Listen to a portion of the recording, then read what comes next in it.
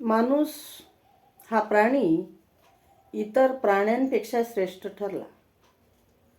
त्याला कारण असे की माणूस हा बुद्धिजीवी आहे आणि त्याला भावना आहे आणि भाषासुद्धा त्याला प्राप्त झालेली आहे. अश्मयुन युगामध्ये माणूस बिना वस्त्राचा फिरत होता आणि माणसानेच हे सगळे शोध लावलेले आहे. अग्नीचा शोध माणसाने लावला, शेतीचा शोध सुद्धा माणसाने म्हणजे स्त्रियांनीच लावला आणि प्रत्येक शोध हे माणसाने लावलेले आहेत. माणूस जगत असताना त्याने वेगवेगळे शोध लावले, निसर्गावर मात करून त्याने वेगवेगळे यंत्रही निर्माण केलेत. आज सगळ्याच सोयीसुविधा उपलब्ध झालेल्या आहेत, तरीही माणूस सुखी आणि समाधानी नाही. हे तंत्रज्ञान युग आहे. या तंत्रज्ञान युगामध्ये सर्व कामं पटपट होतात, भराभर होतात, कुठल्याही कामाला विलंब लागत नाही. परंतु मानवी जीवनाच्या म्हणजे प्रत्येक माणसाच्या, प्रत्येक व्यक्तीच्या, मग ती स्त्री असो की पुरुष असो, त्या सर्वांच्या ह्या मूलभूत गरजा असतात. मूलभूत गरजेमध्ये अन्न, वस्त्र, निवारा, आरोग्य आणि शिक्षण हे अतिशय महत्त्वाचं आहे आणि ह्या अतिशय महत्त्वाच्या अशा मूलभूत गरजा आहेत. पूर्वी अन्न, वस्त्र, निवारा इतक्याच गरजा सीमित होत्या, परंतु त्यानंतर आरोग्य आणि शिक्षण ही महत्त्वाची या ठिकाणी गरज निर्माण झालेली आहे. कारण माणूस शिक्षण घेतल्याशिवाय तो बुद्धिवंत होऊ शकत नाही, विचारवंत होऊ शकत नाही, त्याला चांगलं जीवन जगता येत नाही. चांगलं जीवन जगणे म्हणजे प्रत्येकाला ही बुद्धी असते, परंतु सदविवेक बुद्धी ही ज्याला असते तो आपल्या सदविवेक बुद्धीचा वापर करून प्रत्येक व्यक्तीला सुखी समाधानी ठेवण्याचा प्रयत्न करीत असतो. आज स्त्री पुरुष हे शिक्षित झाले, उच्च शिक्षित झाले, उच्च विभूषित झाले, परंतु माणसाने, मग ती स्त्री असो की पुरुष असो, याने या ठिकाणी भारतीय संविधानाने सुद्धा समता, स्वातंत्र्य, बंधुता, न्याय याची शिकवण दिलेली आहे आणि प्रत्येक क्षेत्रात समान अधिकार सगळ्यांना दिलेले आहेत. तरीही स्त्री आणि पुरुषांनी, विशेष म्हणजेच पुरुषांनी आणि मानवी समाजातील प्रत्येक घटकाने या ठिकाणी समता स्वीकारली नाही, स्वातंत्र्य स्वीकारलं नाही, बंधुता स्वीकारली नाही आणि न्यायाची भूमिका सुद्धा या ठिकाणी स्वीकारलेली दिसत नाही, काही अपवाद वगळून. माणूस शिकला, उच्च विभूषित झाला, त्याने नवनवे शोध लावले, वकील झाला, डॉक्टर झाला, इंजिनियर झाला, न्यायाधीश झाला, SP, DSP झाला आणि प्रत्येक क्षेत्रामध्ये तो अधिकारी बनला. त्याने शिक्षण क्षेत्रामध्ये उत्तुंग अशी भरारी घेतली. परंतु जो माणूस शिक्षण क्षेत्रामधून उंच उंच उंच जात गेला, म्हणजे उंचच उंच, म्हणजे तो प्रत्येक शिक्षणाची पायरी चढत चढत उत्तुंग अशा उंच अशा शिखरावर जाऊन पोचला. परंतु त्या शिखरावर तो जाऊन पोचल्यानंतर खालच्या स्तरामध्ये म्हणजे खाली जो जमिनीवर माणूस असतो त्याच्याकडे त्याने दुर्लक्ष केले, त्याने त्याच्याकडे लक्ष वेधले नाही आणि म्हणून या देशामध्ये समता प्रस्थापित झाली नाही, स्वातंत्र्य या ठिकाणी प्रत्येकाला मिळालं नाही आणि बंधुता तर या ठिकाणी निर्माण झालेलीच नाही आणि म्हणून या ठिकाणी प्रत्येकाला सर्व क्षेत्रामध्ये सर्वच बाबतीत न्याय मिळाला नाही.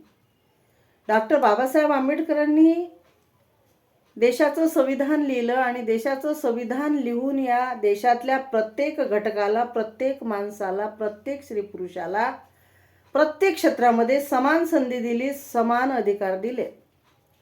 परंतु या देशामधली जी सत्ता ज्यांच्या हातामध्ये गेली, जे सत्ताधीश आहेत, त्या सत्ताधीशांनी या ठिकाणी प्रत्येक माणसाला समता, स्वातंत्र्य, बंधुता, न्याय देण्याचं समानतेनं काम केलेलं नाही. समानतेचा वाटा कसा या ठिकाणी प्रत्येक घटकाला द्यायचा, कारण या देशामध्ये जाती भरपूर आहेत आणि राजकारणामुळे राजकारणी लोकांनी, धूर्त राजकारण्यांनी या ठिकाणी जाती कायम टिकून ठेवल्या.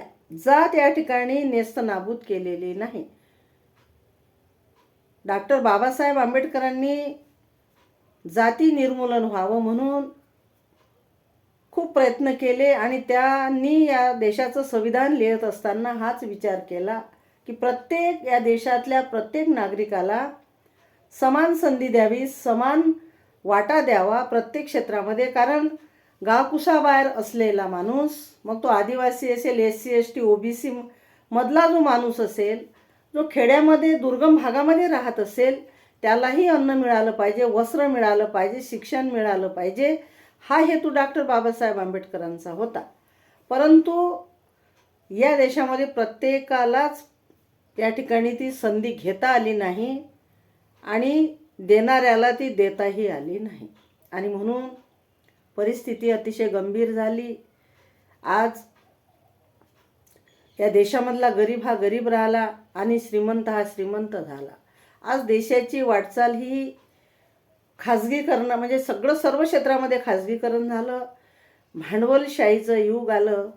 हा देश या ठिकाणी भांडवलशाहीकडे वळलेला आहे आणि म्हणून या मधला जो गरीब व्यक्ती असेल, मग तो कुठल्याही जातीचा असो, SC ST OBC मायनॉरिटीमधील जे काही बहुजन ज्याला आपण म्हणतो, त्यामधला जो गरीब माणूस असेल, त्या गरीबाच्या मुलांना आज शिकायचं कसं, शिक्षण घ्यायचं कसं?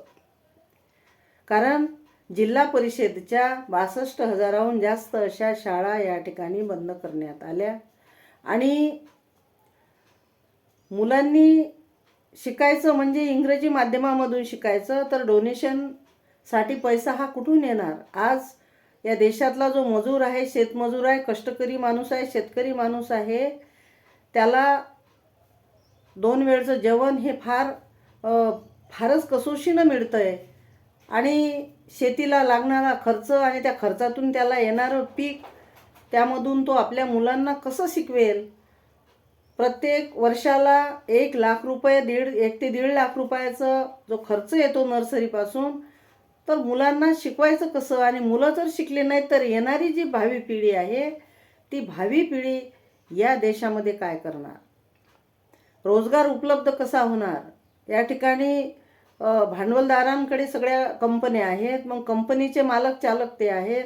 मुलांनी त्या ठिकाणी रोजगार म्हणून काम करायचं, तर त्यांचं अन्न, वस्त्र, निवारा, शिक्षण, आरोग्य ह्या मूलभूत गरजा कशा भागतील, हा प्रश्न अतिशय महत्त्वाचा आहे. आणि म्हणून या देशामधली सत्ता ही कोणाच्याही हातामध्ये जावो, त्यांनी या देशातल्या प्रत्येक नागरिकांचा विचार केला पाहिजे. मग तो कुठल्याही जातीचा असेल, धर्माचा असेल, पंथाचा असेल, तरच हा देश विकसित होईल आणि खऱ्या अर्थानं या देशाचा विकास होईल, प्रगती होईल. नाहीतर या देशामध्ये महाभयंकर असं युद्ध होईल किंवा या देशामधला जो काही माणूस आहे तो माणूस लयाला जाईल, देश दुभंगेल आणि पुन्हा देशाचं वाटोळं होईल. आणि मग हे सुरळीत करायला कितीतरी वर्ष जातील. आणि म्हणून प्रत्येकाने अजूनही वेळ आहे, संधी आहे. डॉक्टर बाबासाहेब आंबेडकरांनी आपल्याला एकमताचा अधिकार दिलेला आहे. तो एकमताचा अधिकार व्यवस्थित वापरा. तो एकमताचा अधिकार आपण सदविवेक बुद्धीने न वापरल्यामुळे आज आपल्या बहुजनांच्या, गोरगरिबांच्या, कष्टकऱ्यांच्या हातामध्ये काहीच राहिलेलं नाही. आणि म्हणून जगायचं कसं हे प्रत्येकानं या ठिकाणी ओळखलं पाहिजे. आपला शत्रू कोण, आपला मित्र कोण याचाही विचार केला पाहिजे. आणि इज्जतनं, शील संपन्न राहून आपण या ठिकाणी नैतिकतेनं सर्वच क्षेत्रामध्ये आपण विचार करून या ठिकाणी त्याचा उपयोग करा. आणि येणाऱ्या काळामध्ये जेव्हा निवडणुका होतील तेव्हा आपण ही सत्ता, हा देश, या देशाचा कारभार कोणाच्या हातामध्ये द्यायचा हे प्रत्येक नागरिकांनी ठरवलं पाहिजे. कारण प्रत्येकाला सद्बुद्धी निसर्गाने दिलेली आहे, त्याचा आपण उपयोग करावा आणि आपण आपले या ठिकाणी चालक मालक व्हावे, हीच विनंती. जय भीम, जय फुले, जय शाहू, जय आंबेडकर, जय संविधान.